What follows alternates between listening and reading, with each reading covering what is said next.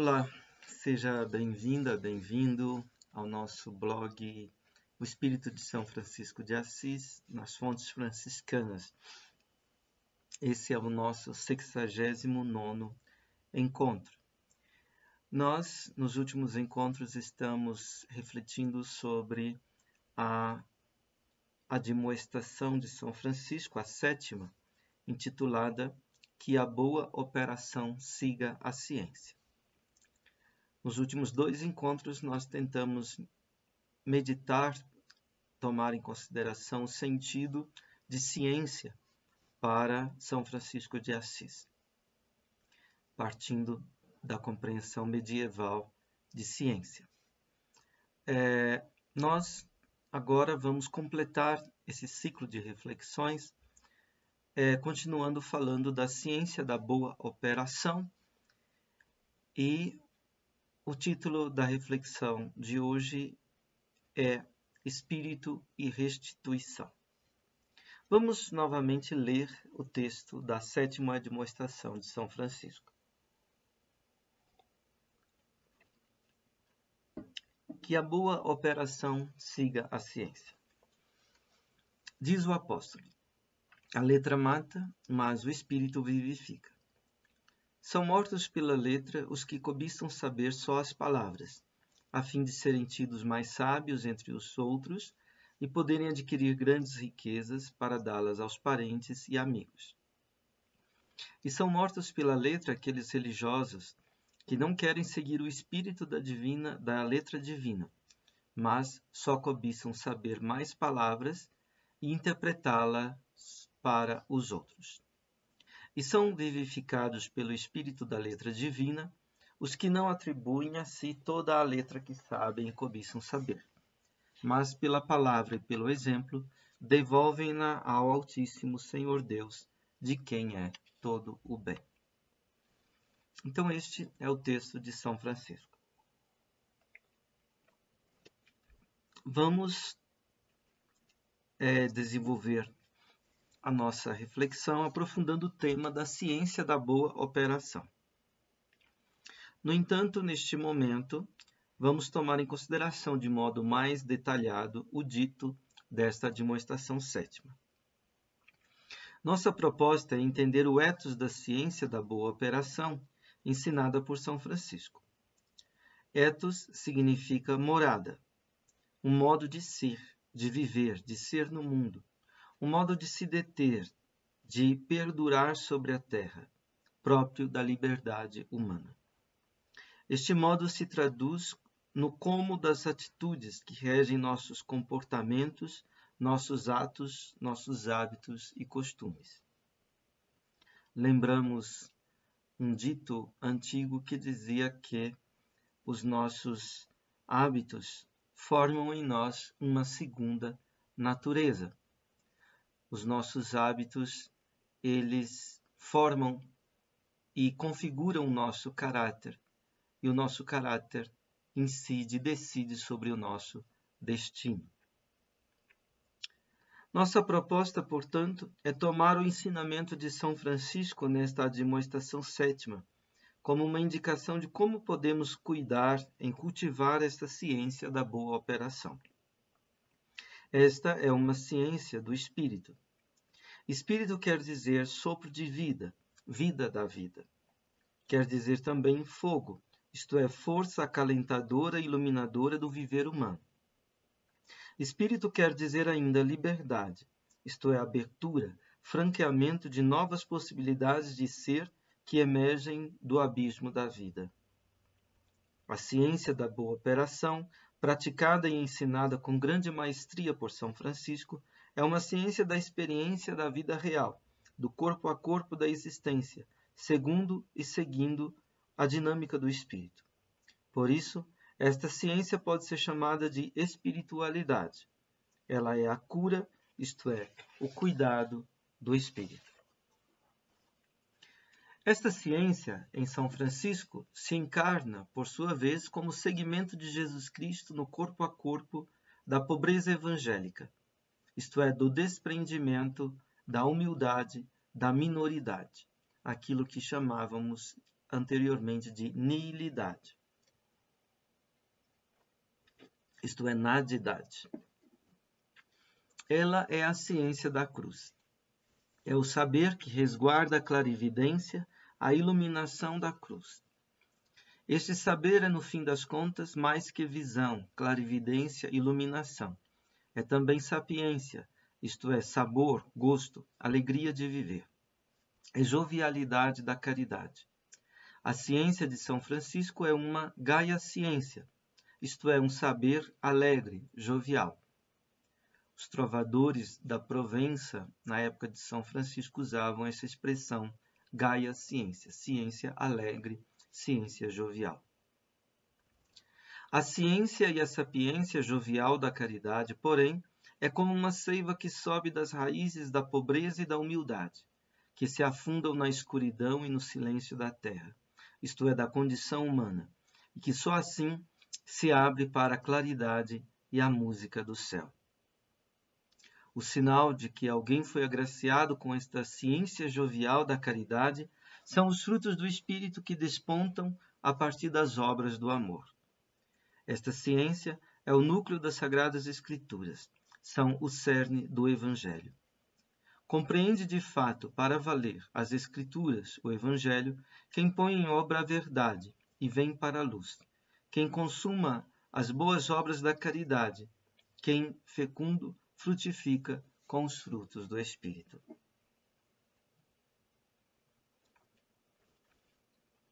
Daí podemos dizer com Frei Hermógenes Harada, abre aspas, em referência às Sagradas Escrituras, a boa operação é a compreensão bem experimentada e real, que deu frutos em obras. Quando não ficou boa na prática, não teve verdadeira compreensão. Fecha aspas. Frei Egídio de Assis, outro grande estudioso, pesquisador e cientista dessa ciência do espírito, que ele chamava de ciência útil, em consonância com isso dizia, abre aspas, o sumo de toda a ciência é temer e amar a Deus. Estes dois te bastam. O homem tem tanta sabedoria quanto age bem e não mais. Fecha aspas. Assim, compreender é poder ser.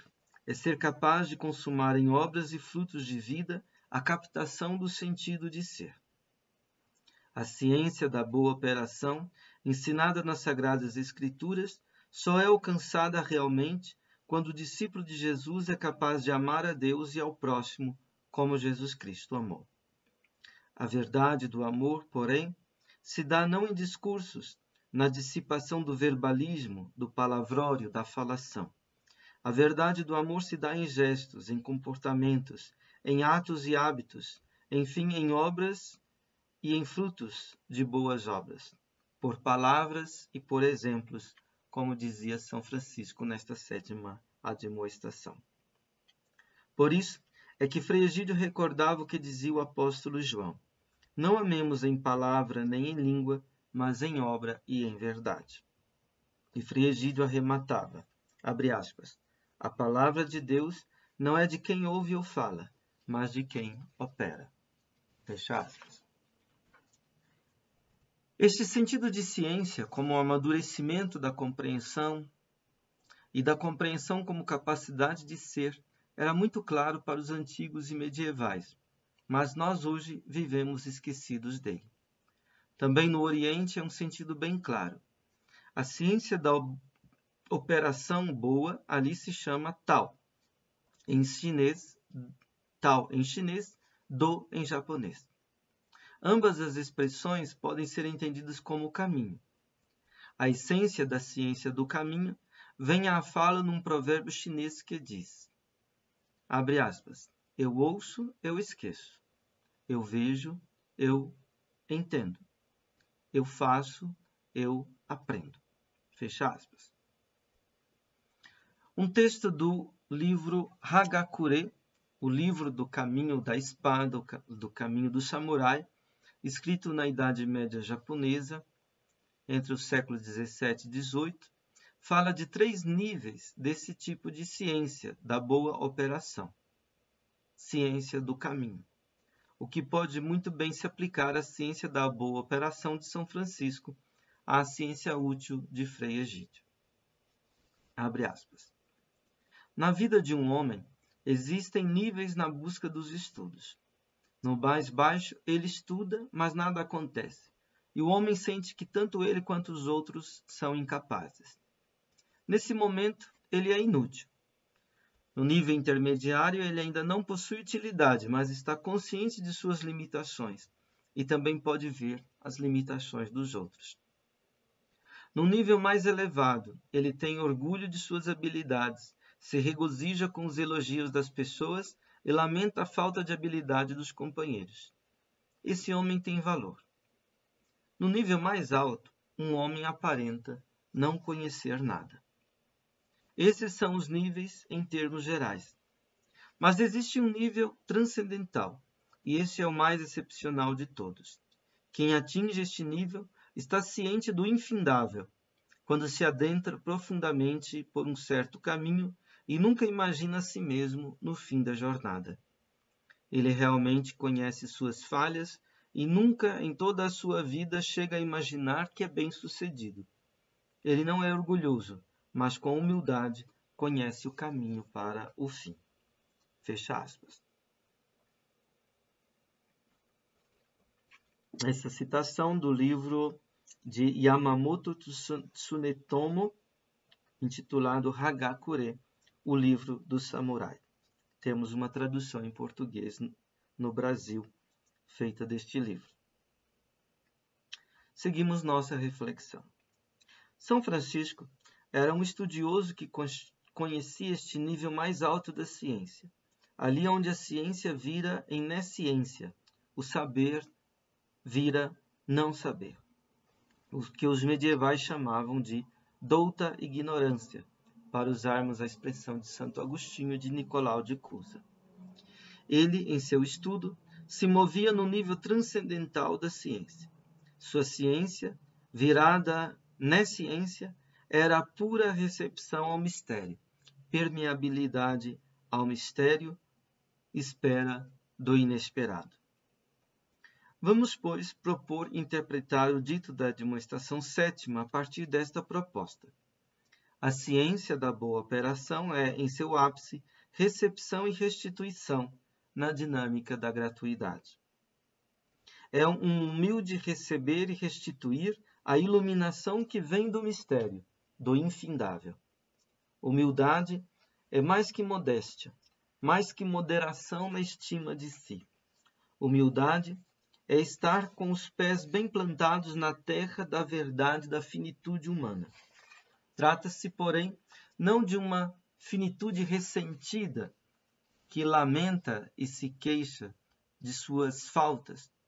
Trata-se antes de uma finitude agraciada, uma finitude que se mede com a infinitude do mistério, que dele recebe, e recebendo devolve, restitui em gratidão toda a dádiva recebida. A este método, São Boaventura chamou de reductio, redução. Reduzir não é aqui meramente um diminuir, restringir, como nós usamos a palavra no nosso cotidiano. Redução, reduzir, é devolver à fonte da iluminação tudo o que dela o homem recebe, seja por estudo, seja por inspiração e graça divina. Há uma ciência que mata, a ciência da letra. Em grego temos a palavra usada por São Paulo e retomada por São Francisco, gramma em grego, litera em latim. Esta palavra tem vários significados: inscrição, desenho, símbolo, o que está escrito, a letra, a lei, a literatura. Desde tempos imemoriais, o ser humano teve o gosto de esculpir, gravar, desenhar e pintar, a fim de fazer chegar a sua mensagem por meio de uma conversa interminável. Daí surgiu a escritura. Da inscrição de sinais e de imagens, se chegou à inscrição de letras em geral, de símbolos, e em especial, por fim, do alfabeto. O surgimento do alfabeto foi uma verdadeira revolução na cultura dos povos, algo comparável com o surgimento da imprensa na modernidade e com a tecnologia da informação e da comunicação digital e virtual nos nossos dias. Muito se conquistou. No entanto, também se introduziu uma esquizofrenia histórica, a dissociação entre vida e trabalho, entre a visão e os outros sentidos, entre palavra, rema, e coisa ou realidade, pragma, entre pensamento, intuição e sentimento. Tornou-se possível ler sem participar e viver. O homem desenvolve uma mente que se desliga do todo, do mundo, da vida. A partir da letra surgiram os livros, e assim os escribas, gramateus em grego, detentores da cultura escrita, letrada, do conhecimento das escrituras e da literatura, das leis também. Na vida política e na vida religiosa dos povos mais antigos, os escribas têm um papel determinante. Na Mesopotâmia, no Egito, mesmo no mundo judaico, os escribas têm uma liderança significativa. Lendo o Evangelho, conhecemos a crítica que Jesus faz aos escribas, especialistas nas Sagradas Escrituras. Sua falta de humildade, seu egoísmo, sua falta de sinceridade e a falha na prática do que pregam. Sua compreensão das Escrituras mesmas se perde na casuística e se torna uma compreensão simbólica, superficial da letra e não do espírito. Eles perdem de vista o essencial da mensagem divina, a vontade de Deus contida na dupla lei do amor. São Paulo, que era ele mesmo um escriba ordenado, lembra como os escribas se fecharam à palavra da cruz, e nisso entende que se dava o cumprimento da profecia de Isaías, que diz: destruirei a sabedoria dos sábios e reprovarei a prudência dos prudentes. E pergunta: onde está o sábio? Onde o escriba? O letrado? Primeira carta aos Romanos, capítulo 1, versículo 20a. São Francisco retoma a oposição que São Paulo faz entre grama, letra, e pneuma, espírito. A letra mata, mas o espírito vivifica. Esta antítese, que não é absoluta, não se trata de descartar inteiramente a letra, mas é relativa, ela quer dizer o seguinte: o que está escrito e prescrito na Escritura não tem em si e por si o poder de comunicar a vida. Só Cristo e o Espírito podem vivificar o coração do ser humano. Só a partir do Cristo e do Espírito é que a Escritura tem sentido. Muitas vezes nós pensamos o contrário, que Cristo e o Espírito só têm sentido a partir da Escritura. Mas, na verdade, é o contrário. A Escritura só tem sentido a partir de Cristo e do Espírito. E o sentido da Escritura é a mensagem do Deus Amor.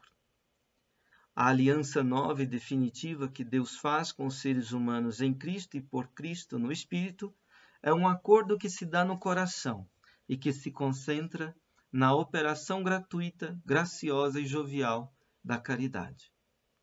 Aqui retornamos ao hino à caridade de São Paulo. Se alguém tiver o dom da fé, das línguas, da profecia, do conhecimento, mas se não tiver a caridade, não tem riqueza nenhuma diante de Deus.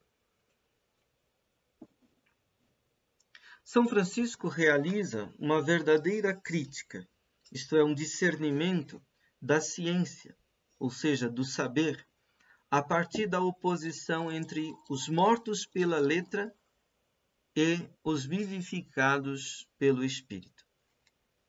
Primeiramente, São Francisco faz uma advertência contra um cultivo vão, isto é, oco, do saber. Depois ele indica em que consiste o cultivo pleno, genuíno da ciência, isto é, do saber. Vejamos primeiramente a advertência contra o cultivo vão do saber, o cultivo vazio, que é próprio dos mortos pela letra. Estes, os mortos pela letra, são caracterizados em dois planos. Num primeiro plano, São Francisco fala de modo geral, indiscriminado. Num segundo plano, ele fala de um modo específico, determinado. Ele fala de religiosos. Tomemos o primeiro plano, isto é, o geral, indiscriminado. A única coisa que São Francisco diz é que os mortos pela letra aqui são os que cobiçam saber palavras, para serem tidos entre os outros por sábios, e para adquirir grandes riquezas e dar aos parentes e aos amigos. Ao lermos estas palavras de São Francisco, parece que ficamos sem saber o que pensar. Parece que ao escutarmos o que São Francisco está dizendo, algo não bate no pino. Isto é, parece que não cola muito aquilo que São Francisco está dizendo. Entretanto, se tentarmos ver nestas palavras de São Francisco uma indicação sobre um modo de ser, uma disposição permanente ou uma atitude vã, oca, sem vitalidade e vivacidade, sem fôlego de vida, então talvez possamos intuir algo. Neste modo de ser, a ciência não é um relacionamento com a verdade das coisas, com a verdade real, da vida real. Nesta disposição e neste estado do comportamento humano, nesta atitude, a cobiça de saber é uma cobiça de saber palavras. A compreensão é aqui uma compreensão vazia, apenas simbólica. Isto é, uma compreensão de símbolos e não uma compreensão das coisas, elas mesmas. A ciência é aqui confundida com erudição. Não é o desdobramento de uma compreensão amadurecida da experiência da vida. Esta ciência é chamada por Frei Egídio de ciência inútil. A linguagem, o discurso desta ciência se caracteriza como a dissipação do verbalismo, do blá blá blá. A linguagem do mistério aqui não ressoa.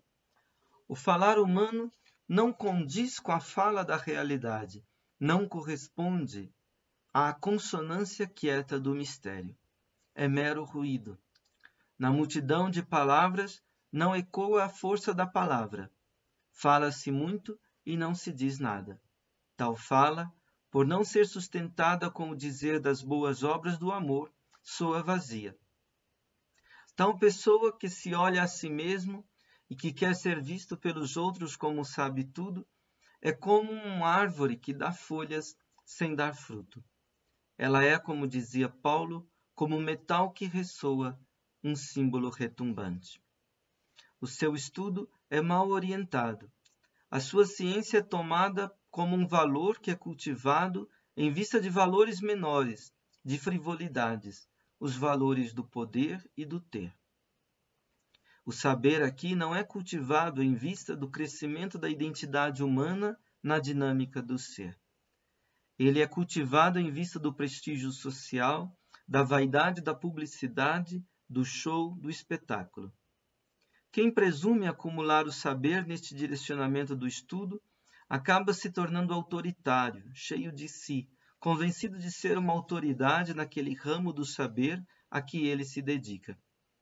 Mas tudo isso é vaidade, isto é, vazio e estultícia, imbecilidade. O cultivo do saber aqui também é cultivado em vista do ter.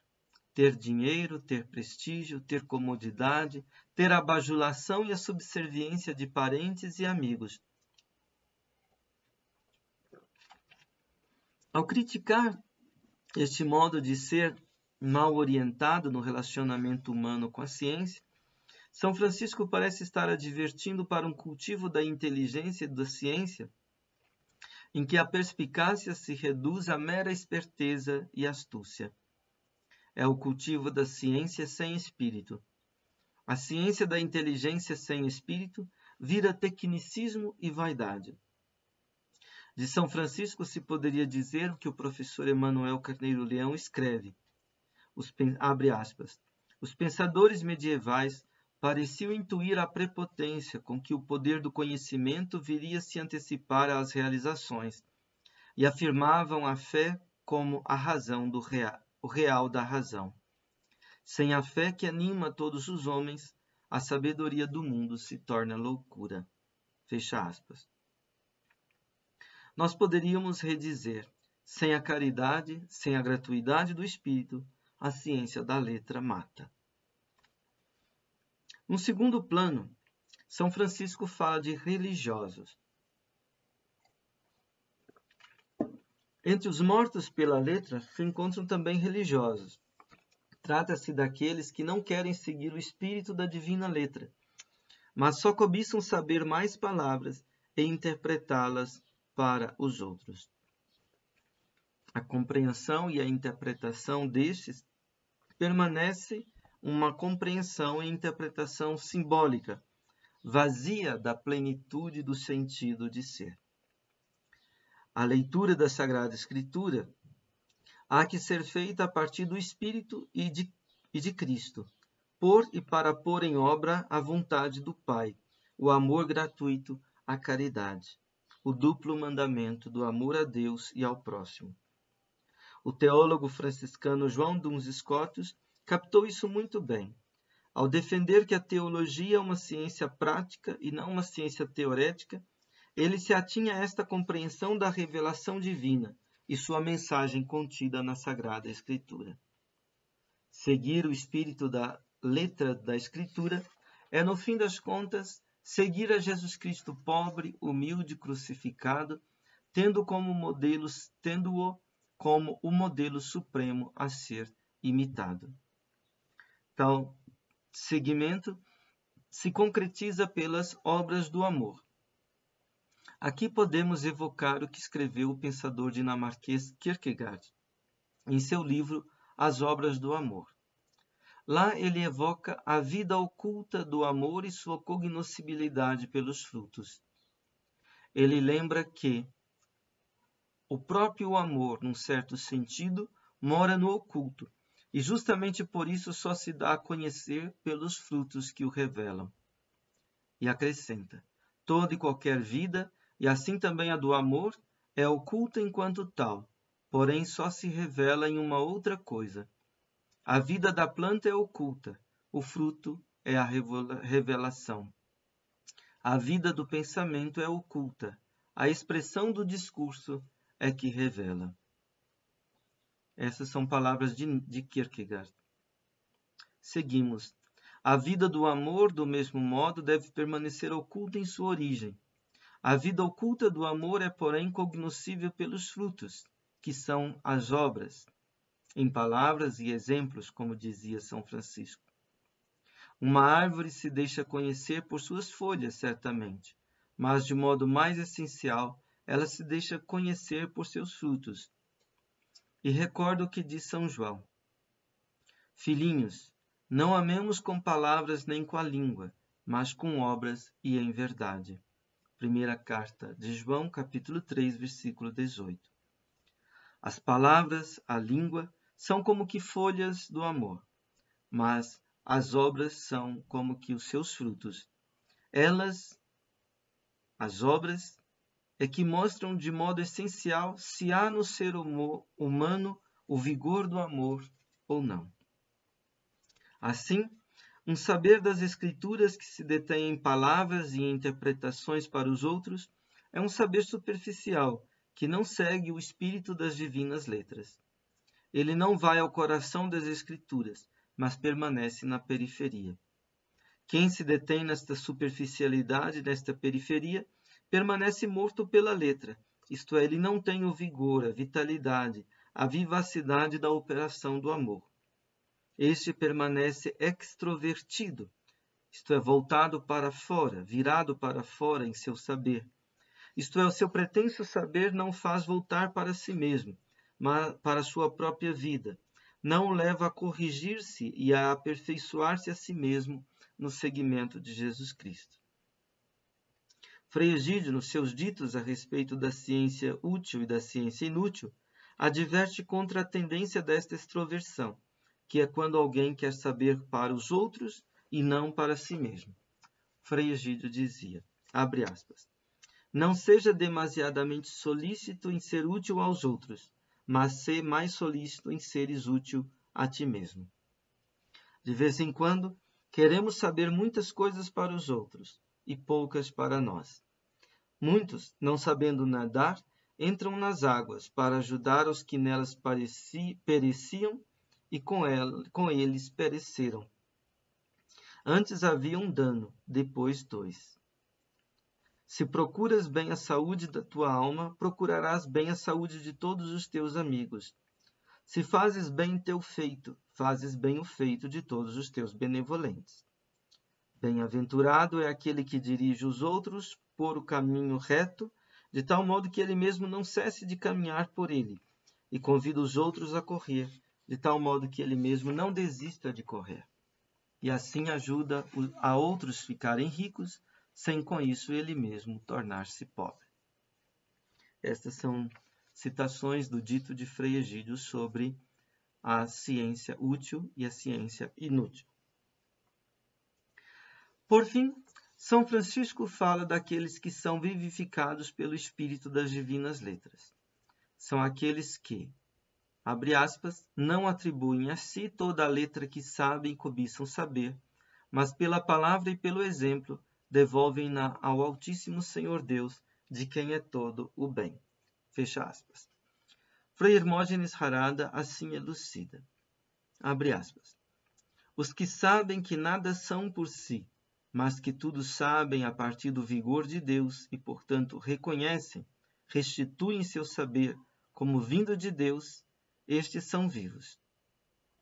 Estes se colocam no Espírito, são cheios de vigor, de tal sorte que podem dar frutos. E ao estarem cheios de vida e darem frutos, restituem todo o bem a Deus, a quem todo o bem pertence. Fecha aspas. A marca, pois, da ciência da boa operação, da ciência do espírito, é a restituição. É uma marca da pobreza no espírito. Pobre no espírito é aquele que nada sabe. Nada saber significa que não se apropriar para si de nenhum saber. Para ele, conhecer é fundamentalmente receber. Todo saber é, assim, dom, dádiva de uma iluminação que, em última instância, vem do alto. São Boaventura, em seu texto Redução das Artes à Teologia, uma espécie de discurso inaugural sobre a mística do estudo, diz assim, abre aspas, toda a dádiva preciosa e todo dom perfeito vem de cima, descendo do Pai das luzes, diz São Tiago. Nestas palavras, alude-se à origem de toda iluminação e, ao mesmo tempo, insinua-se com elas a liberalidade com que múltiplas luzes emanam daquela luz primeira, fonte de toda a luz. Embora toda a iluminação do conhecimento seja interna, podemos, contudo, introduzir uma distinção de razão e dizer que há uma luz exterior, a luz da arte mecânica, uma luz inferior, a luz do conhecimento sensitivo, uma luz interior, a luz do conhecimento filosófico, e uma luz superior, a luz da graça e da Sagrada Escritura. A primeira luz ilumina no que se refere às figuras ou objetos artificiais. A segunda no que se refere à forma natural. A terceira no que se refere à verdade intelectual. E a quarta e última no que se refere à verdade da salvação. Fecha aspas. Para São Boaventura, a ciência não é tanto uma questão de dedução, mas sim de redução. Reduzir é levar de volta à sua fonte o saber. O saber é dom do Espírito. Espírito é força de vida e de iluminação. Pobre no Espírito é aquele que reduz o saber, isto é, que restitui o saber à sua fonte original, a luz frontal, o Pai das luzes. São Francisco fala de restituir, de dar de volta, tudo o que o homem sabe ou cobiça saber, não atribuindo a ciência ao próprio corpo, isto é, à sua própria personalidade, ao seu próprio ego e suas capacidades e habilidades carnais, ou seja, naturais. O pobre no espírito não considera a ciência como resultado de seus méritos, mas sim como dádiva da gratuidade e da iluminação divina. Assim, pela palavra e pelo exemplo, ele restitui todo o saber ao Altíssimo Senhor Deus, de quem é todo o bem. Todo o estudo e toda a ciência na concepção franciscana de ciência, mais que voltada para a verdade, está voltada para o bem. O bem é o que concede e garante o vigor de ser. O bem é o que resguarda a unidade do todo. Bom é o que é segundo o todo, o que promove a integridade. A ciência da boa operação é a ciência útil, isto é, salutar, sadia. É aquela ciência que busca e promove a totalidade da vida, e não apenas uma parte. São Francisco foi grande mestre nesta ciência. Ele foi mestre em restituir toda a ciência a Deus, ao sumo bem. Terminemos nossa reflexão com uma indicação de Frei Hermógenes Harada a respeito disso. Abre aspas.